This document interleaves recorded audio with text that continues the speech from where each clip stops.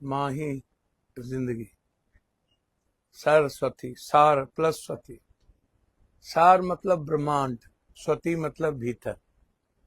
पूरा ब्रह्मांड हम सबके भीतर। वरुदेवीना वादने वरुदे प्रिय स्वतंत्र नभ नबल कंठ नभ भादनी वरुदे बीना वादनी वरुदे। मानो तो देव न तो पत्थर।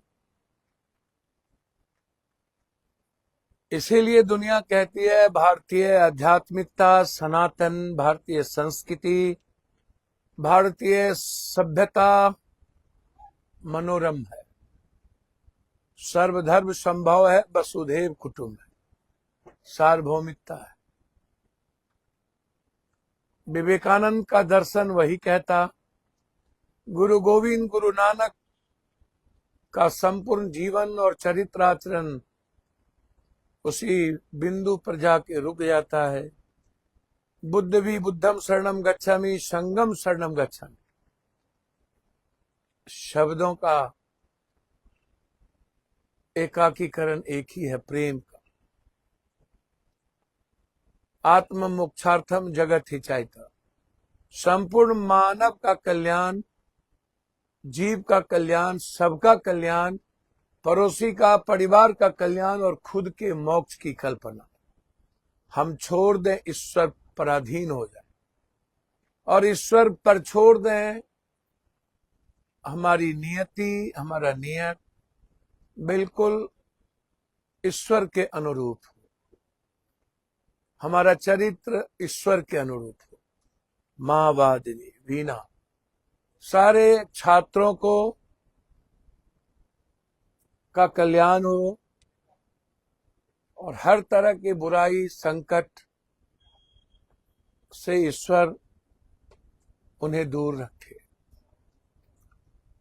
मेरा आग्रह है, यदि आप सही माने में सरस्वती पूजा आप करते हैं तो आप ड्रग्स से, स्मैक से, व्हाइटनर से, सोल्यूशन से, नशा से, किसी भी तरह के बुराइयों से आप दूर रहें। अहंकार आपके जीवन में प्रवेश ना करे। आप सबसे प्रेम करें। प्रेम अथाह है, प्रेम निराकार है, प्रेम का कोई भाव नहीं। प्रेम शोषण के रास्ते नहीं चलता। प्रेम एक भावनात्मक लगाव है, एक ऐसी फीलिंग है जो एक दूसरे की इज्जत करे, रेस्पेक्ट करे, एक दूसरे को समझे, एक दूसरे को जाने। इसीलिए आप सबको बधाई, हृदय की गहराइयों से। पूरे बिहार और देश में जो लोग भी आज मां सरस्वती की वंदना कर रहे, उन सबको बधाई। मैं आज नहीं आ पाया, हमारी मीटिंग है, खाद को लेकर, ड्रग्स को लेकर, दवाई को लेकर। मुझे बम्बई जाना है, कल हम त्रिवेंद्रम में थे इसी फर्टिलाइजर के इश्यूज को लेकर। कल मैं आ सकता हूं, हो सकता है रात में। मैं आपके पास सुबह सुबह क्यों आया? मैं आपसे यह कहने आया, डीजी साहब, आपको मैं बहुत सम्मान करता हूं। आप ईमानदार आदमी है, अच्छे आदमी, मैं आपकी इज्जत करता हूं। लेकिन ईमानदारी का ये मतलब नहीं है कि हम सिर्फ पैसा ना लें।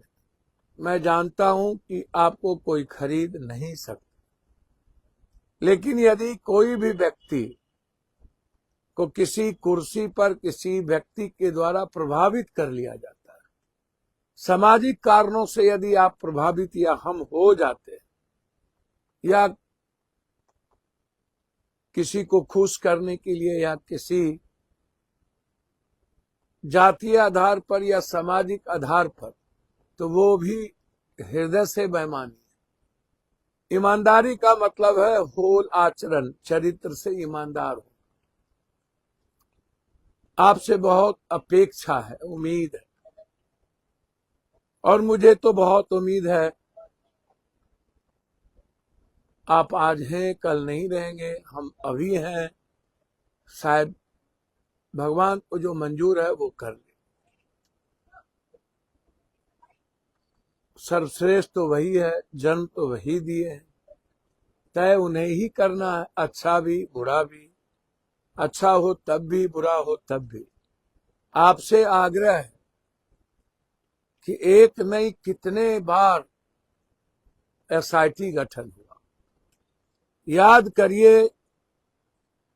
इसके पहले कई सेक्स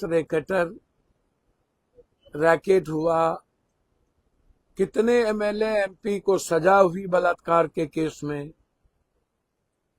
कितने एमएलए एमपी मंत्री पदाधिकारी के शिकार होते हैं रसूख और पैसे के कारण।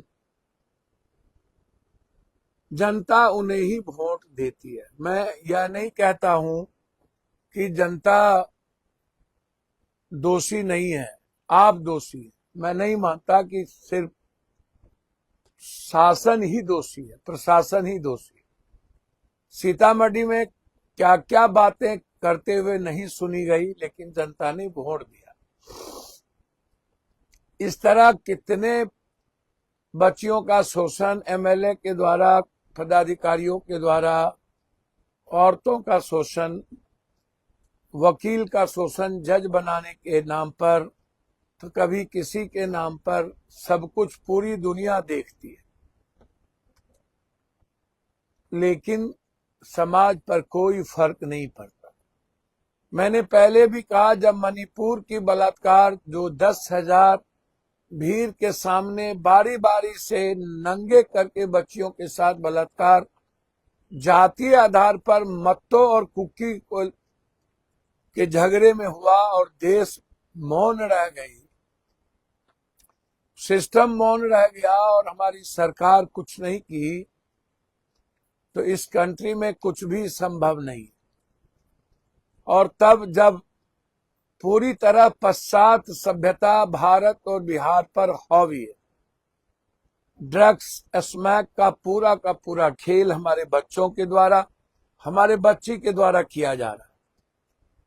हम इस्तेमाल होने लगे, पैसे के कारण ड्रग्स को बेचना, अन्य जगह ले जाना।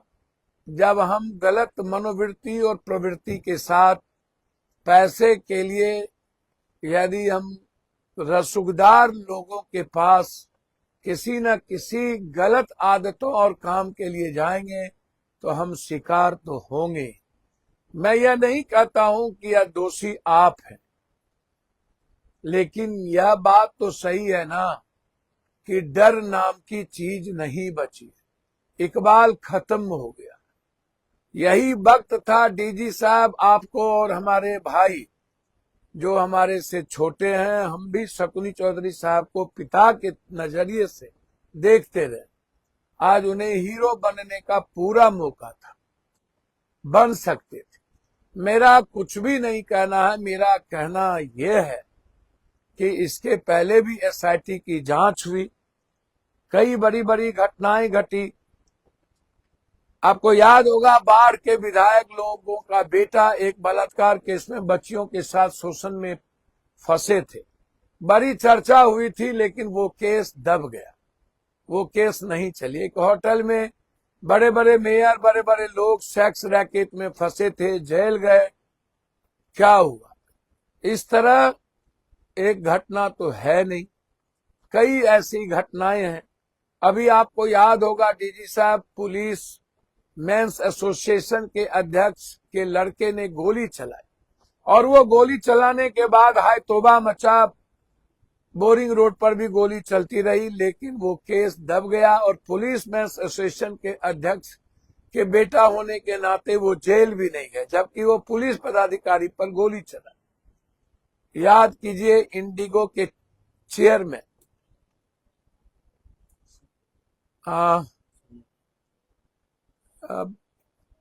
रमेश रितेश एंड इंडिगो का जो कि चेयरमैन की जो हत्या हुई थी, रुपेश छपड़ा का, उस बच्चे की हत्या हुई थी। मैंने बहुत चिल्लाया था, मैंने बहुत बात की थी, लेकिन उसका प्रतिफल क्या निकला।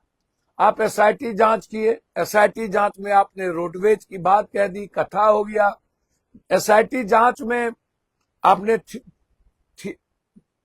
सब कुछ दिखा दी, आपने बड़ा बड़ा पुरस्कृत भी कर दिया, लेकिन 3.5 साल के बाद कोर्ट ने बरी कर दी। ना तो आपने कोई हथियार दिया, ना तो कोई सैंपल दिया, ना कोई गवाही दी। तो फिर रुपेश की हत्या किसने की? मैं सुप्रीम कोर्ट जा रहा हूं रुपेश की हत्या को लेकर, या हाईकोर्ट की। रुपेश की जब बड़ी हो गया तो फिर हत्या किसने की? कोई ना कोई तो हत्या की या करवाया।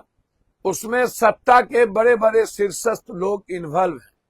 मैं तब भी कहा था कि बड़े बड़े पदाधिकारी जिनको लड़कियों का शौक था और जो इंडिगो या अन्य जगहों से लड़कियां परोसी जाती थी, लगभग सत्ताधारी दलों के साथ उनके रिश्ते थे। उनकी पत्नी को डरा दिया गया, मुंह चुप करा दिए गए कि तुम बर्बाद हो जाओगी, बदनाम हो जाओगी, तुम्हारे हस्बैंड का करतूत गलत था। पत्नी चुप हो गई, डर के कारण पत्नी बोल नहीं पाई। मेरा सीधा सवाल है, एसआईटी की जांच आप तब ने की, आपने उस एसआईटी के जांच में सारे केसेस को बंद और खत्म कर दिया, आपने गुनाहगारों को बचा लिया। आप, मेरा सवाल यहीं पर है कि इसमें कौन कौन लोग हैं? हॉस्टल, आपका थाना और डॉक्टर। मैं कई बार कहता हूं कि डॉक्टर पर भरोसा करने की जरूरत नहीं है। मैं फिर आपको बता दूं, किसी को भी मेरी बात बुरा ना लगे, मैं हमेशा 90% लोगों की बात करता हूं, 95 गलत लोगों की बात करता हूं, 5%, 2% हर विभाग में, हर समाज में अच्छे लोग या भले लोग होते हैं। मैं उनकी बात नहीं करता। डॉक्टर भी 1%, 2% अच्छे हैं, अच्छे भी लोग हैं, मैं उनका सम्मान करता हूं। मैं बार बार कहता हूं कि हॉस्टल गलत है, लेकिन मैं यह नहीं कहता हूं कि सभी हॉस्टल गलत। 2, 4, 5 ऐसे भी हॉस्टल हैं जो परिवार के लोग मिल के चलाते हैं। 2%, 4% ऐसे हॉस्टल हैं जहां पत्नी बेटी सब मिल के चलाते हैं। जहां परिवार का माहौल है, जहां औरतें इन्वॉल्व है, वो हॉस्टल तो अच्छा है। लेकिन जहां पर सिर्फ पुरुष इन्वॉल्व है, मैं नहीं मानता कि वो सामाजिक शिकार नहीं होते। मैंने पहले भी, याद होगा आपको, कटिहार के होम सेंटर की जब लड़ाई हम लड़ रहे थे, सभी लोगों ने हम पर उंगली उठाया था, और क्या निकला? लगभग होम सेंटर में बच्चियों के साथ लगातार शोषण, छोटे बच्चियों की जेल में वार्डन और जेलर के द्वारा लगातार शोषण, पटना में भी आपको याद होगा। तो ये लड़कियां कहां जाती? बार बार ये सवाल उठता है कि लड़कियां नेताओं के घर में, मंत्रियों के घर में जाता है। क्या हम आज तक इस बात को देख पाए? हम एक ही बात कहते हैं कि एसआईटी जांच क्या सही है? क्या एसआईटी सही निर्णय लेती है? क्या उनकी हिम्मत है अपने आका के बगैर कोई निर्णय लेने की? क्या एसआईटी, आप इस पर जाएंगे? क्यों, क्या कारण है? आप बार बार जहानाबाद से एंगल क्यों जोड़ना चाहते?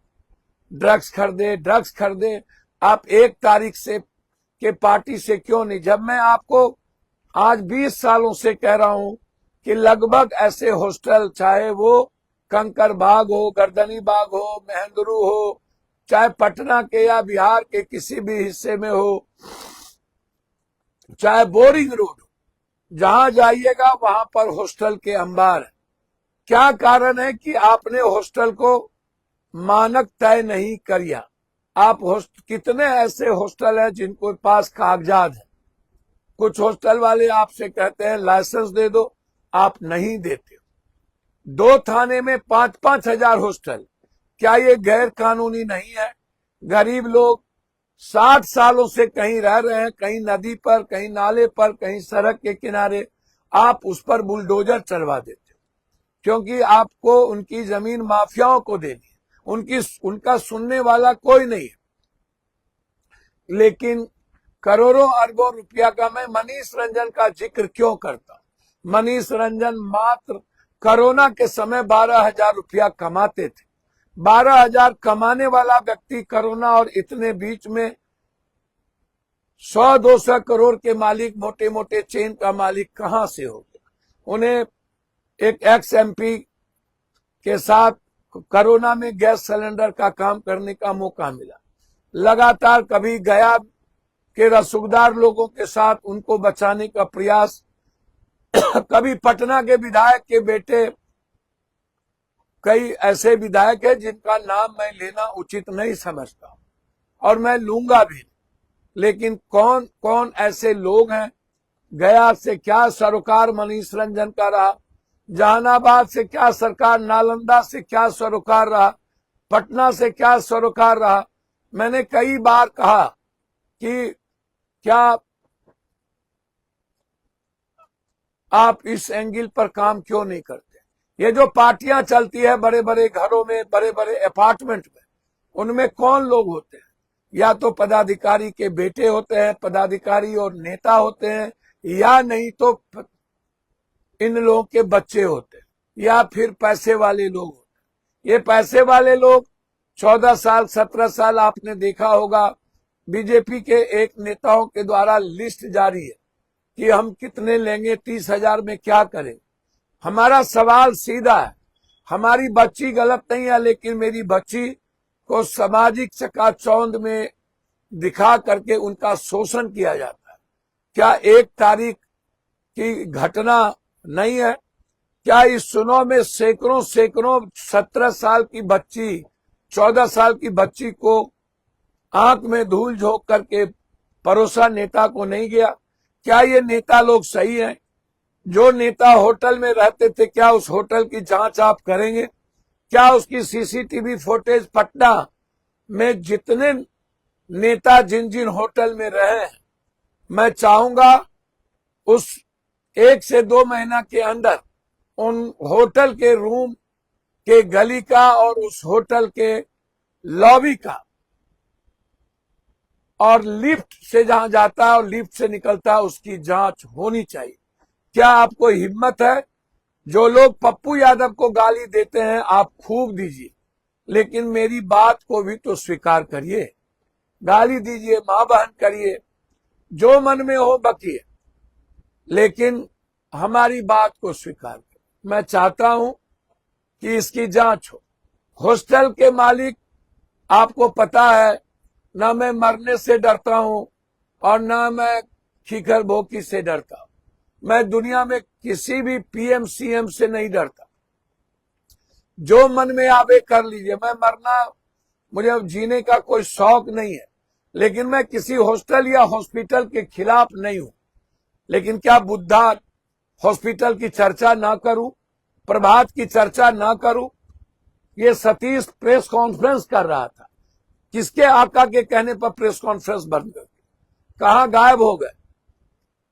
क्यों उस प्रभात डॉक्टर का नाम इतना नीचे किया गया? वो सर्वश्रेष्ठ डॉक्टर थे, हम प्रभात जी का सम्मान करते थे। एक और प्रभात है जो पैथोलॉजी चलाते हैं, मैं उनकी महान इज्जत करता, लेकिन मैं सतीश की इज्जत करूं, ये कैसे संभव? आप हमें बताएं, कौन है ये अभिषेक डॉक्टर? उसकी चर्चा बार बार मैं करता हूं, लेकिन उससे पूछताछ नहीं होती। ये बुद्धा हॉस्पिटल में मनीष रंजन का क्या शेयर? मनीष रंजन को 19-18 हॉस्टल कहां से आए? मनीष रंजन ने जबरदस्ती इस जमीन पर कैसे बनाया? क्या ये जमीन मनीष रंजन की है? सम्राट बाबू, आपको बहुत आगे बढ़ना है, हमारी दुआ है, हम चाहते हैं कि आप लोग बढ़िए, लेकिन क्या आपका बुलडोजर इन नाजायज हॉस्टल और हॉस्पिटल पर नहीं चलेगा? ये जो जितने बगैर रजिस्ट्रेशन के, बगैर मानक के हॉस्टल है, क्या आप इसको बंद नहीं करेंगे? मैं हॉस्टल मालिक से आग्रह करूंगा, आप लाइसेंस ले लें। आप, हम कहां आपका विरोधी है, आप करिए, लेकिन अपनी बेटी और बहनों के लिए आप सीसीटीवी फुटेज लगाइए। और उस सीसीटीवी फुटेज को मैं माननीय गृह मंत्री जी आपसे आग्रह करूंगा कि आप सीसीटीवी फुटेज का जो आप लिंक है वो उनके मां बाप को दीजिए, ताकि अपने बेटी के बारे में वो हमेशा जाने। उनको जानकारी का हर कीमत पर नॉलेज में रहना चाहिए कि मेरी बेटी कब पढ़ रही है, कहां निकल रही है, ये जानना बहुत ही जरूरी है। यदि आप नहीं जानना चाहते हैं ये कैसे होगा। हम बार बार आपसे कहते हैं, कई बार आप चंपा विश्वास के याद करिए, आईएएस की पत्नी का शोषण आप याद करिए। कई ऐसी नाबालिग लड़कियों के साथ कितने लोग गिरफ्तार हुए थे। याद करिए पूर्व मंत्री वैशाली, उसकी कहानी को आप याद कीजिए। इस तरह दर्जनों दर्जन नेताओं की कुकर्म के बारे में मैंने आपसे कई बार कहा, मैंने चर्चा की। और फिर मैं आपसे एक बात और आज कहना चाहूंगा कि आप जरा इस बात को जरूर बताइए हमें कि क्या करना चाहिए और क्या होगा। बहुत ज्यादा मैं परेशान हो चुका हूं अपनी बच्चियों के सवाल को लेकर, लेकिन जब मैं देखता हूं कि हम कैसे अपनी बच्ची को सुरक्षित, बच्ची को पढ़ना भी है, बच्ची को आगे भी बढ़ना है, मैं चाहूंगा कि हर कीमत पर बच्ची पर दबाव हमारे गार्जियन ना बनाए, उनको पारदर्शी करें। कैसे पारदर्शी करेंगे ये वो जाने, लेकिन मैं सीसीटीवी फुटेज को चाहूंगा हर हॉस्टल के मुंह पर लगाएं, उसके लिंक को मां बाप के साथ आप ये करें, ताकि मां बाप कभी भी अपने बच्ची को देख सकता हो हर परिस्थितियों में, कब वो निकल रही हैं, कब वो जा रही हैं। ये अविलंब आपको 15 दिनों के अंदर ये काम सभी हॉस्टल में करना चाहिए। हॉस्टल के पीछे भी आगे भी आपको ये लगाना चाहिए। हॉस्टल, गर्ल्स हॉस्टल में औरत और लड़कियों के अलावा किसी को प्रवेश करने का अधिकार ना हो, मालिक के बेटे को भी नहीं।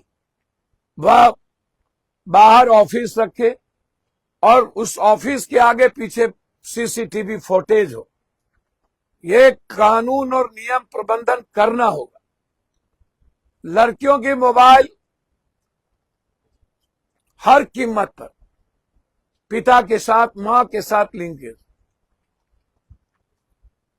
हर परिस्थितियों। हमारी बच्ची को डरने की जरूरत नहीं है, लेकिन गरीब और लोअर मिडिल क्लास की बच्ची आती है तो उन्हें यह दिखाया जाता है कि पैसे कहां से लाओ, आगे कैसे बढ़ोगी, आगे कैसे पढ़ोगी। बच्ची पढ़ने के डर के कारण गलत संगत में पड़ता है, और वो हमारी बच्ची किसी कीमत पर गलत नहीं है, लेकिन बाद में उन्हें प्रेम के ढांचे में लाकर उनसे गलत करवाया जाता है। बड़े बड़े घरानों की बच्ची हॉस्टल में ठहर जाती है, वो रूम भी लेके रह सकती है।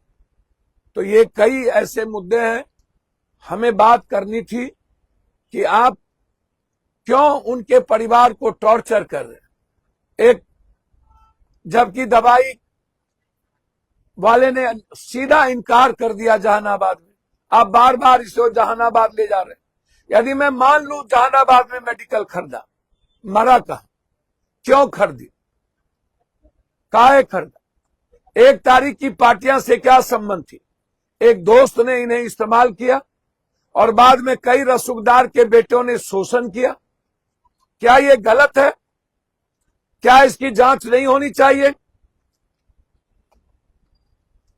बार बार चैट को आप क्या दिखाना चाहते, किसको बचाना चाहते? कौन है वो 3 रसूखदार बेटा? मैं खोलूंगा, लेकिन अभी नहीं। मैं रुपेश की लड़ाई अब लड़ूंगा। मैं बिहार के वासियों को आज बताना चाहता हूं, जो जो लोग रुपेश को बरवाए हैं सबका नाम मैं जानता हूं। मैं जाऊंगा हाई कोर्ट, मैं छोड़ूंगा नहीं, और इस केस को दबने भी नहीं दूंगा।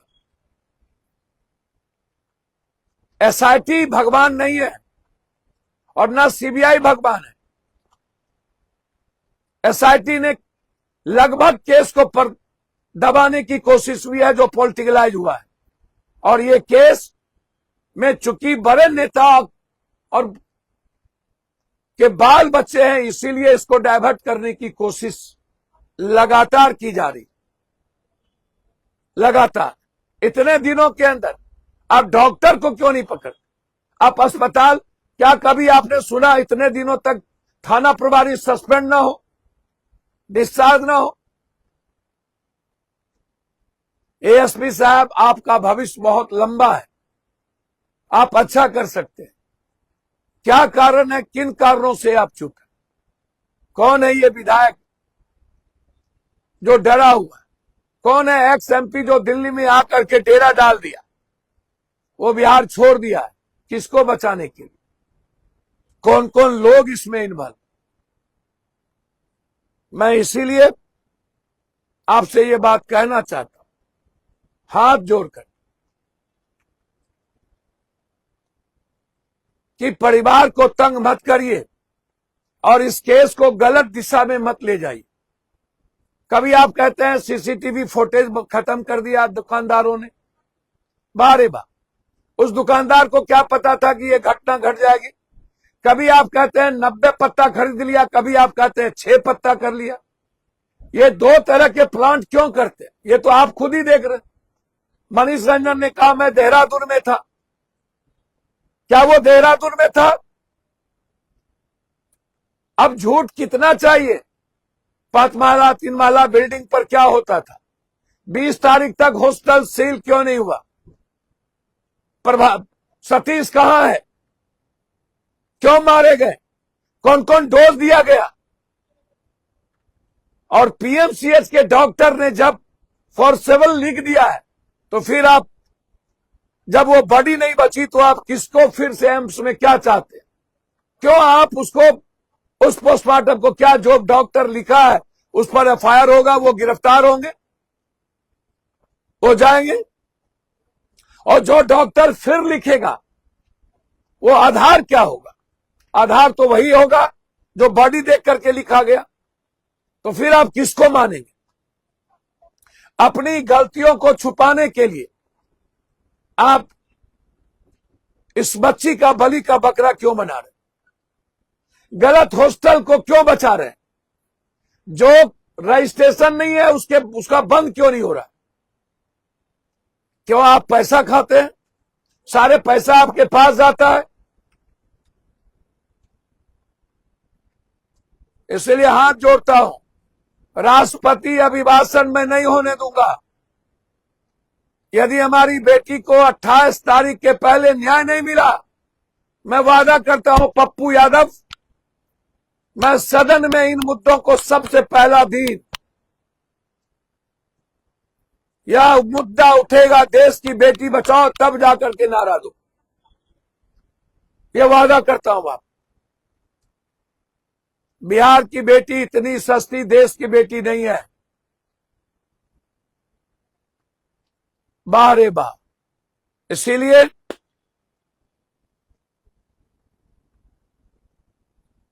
भगवान से डरिए, यदि भगवान को मानते हैं तो। मैं फिर कह रहा हूं कि मैं मानता हूं भगवान को, लेकिन आपके तरह आडंबर और अंधविश्वास को, कर्मकांड को नहीं। मैं फिर कह रहा हूं बाबाओं को नहीं। ये रसूखदार लोग शंकराचार्य को पीटेंगे, ये बाबा को पीटेंगे, और हम यदि बाबा के बारे में कुछ गलत बाबा के बारे में बोल दिए, मैं बार बार कहता हूं मेरा समर्पण है संत परमानंद जी के चरणों में, मेरा समर्पण है ओशो को, मेरा समर्पण है सुधांशु जी को। मैं संत की इज्जत करता हूं, मैं रियल साधु के लिए कुछ भी करने को तैयार हूं, लेकिन नफरत और अहंकार में जीने वाले, रसूख में जीने वाले, लाखों करोड़ हजार करोड़ रुपया कमाने वाले बाबाओं के प्रति मेरा ना कोई दिलचस्पी है, ना कुछ सम्मान है, ना नेताओं को लेकर है।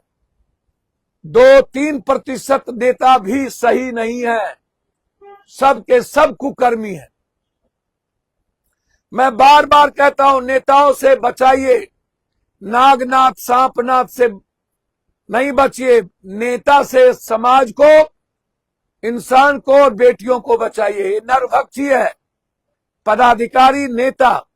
और मैं सोशल मीडिया के लोगों को धन्यवाद देता हूं कि आप इस क्रांति की मुहिम को लगातार चलाते रहिए, डरिए नहीं।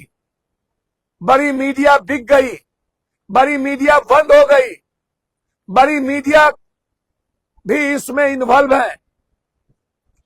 आप मत रुकिए।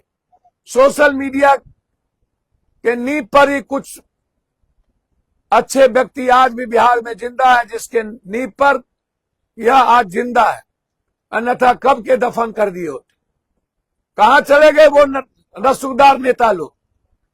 लंबी लंबी बात और परिवार को मोहरा बनाकर नेतागिरी करने वाले। बंद करो ढोंग, बंद करो ये नाटक। हिम्मत है तो लड़ो, इस्तेमाल मत करो परिवार का। और डीजी साहब, सम्राट बाबू, आग्रह है आपसे, प्लीज परिवार को तंग करना बंद कर दीजिए। और जो जो लोग इन्वॉल्व है उसको देखिए। पोस्टमार्टम रिपोर्ट जिसने लिखा उससे बात करिए। और पोस्टमार्टम रिपोर्ट, अन्य चीजों के लिए आपको पोस्टमार्टम रिपोर्ट का इंतजार होता है। और जब पोस्टमार्टम रिपोर्ट आ गया तो इस केस को रफा दफा करने के लिए आप दूसरा पोस्टमार्टम रिपोर्ट बनाना शुरू कर दी। थानेदार को सस्पेंड करिए, सतीश की गिरफ्तारी करिए, बुद्धा जो हॉस्पिटल है उसकी करिए, मनीष रंजन के पूरे जीवनी को खंगालिए। मनीष रंजन के साथ किन किन नेता, मंत्री, विधायक का बेटा रहता था उसको इस्तेमाल करिए। और इसको 1 तारीख से 6 तारीख के अंदर इस बच्ची के साथ क्या क्या हुआ, 1 तारीख को आप उस कड़ी को देखिए।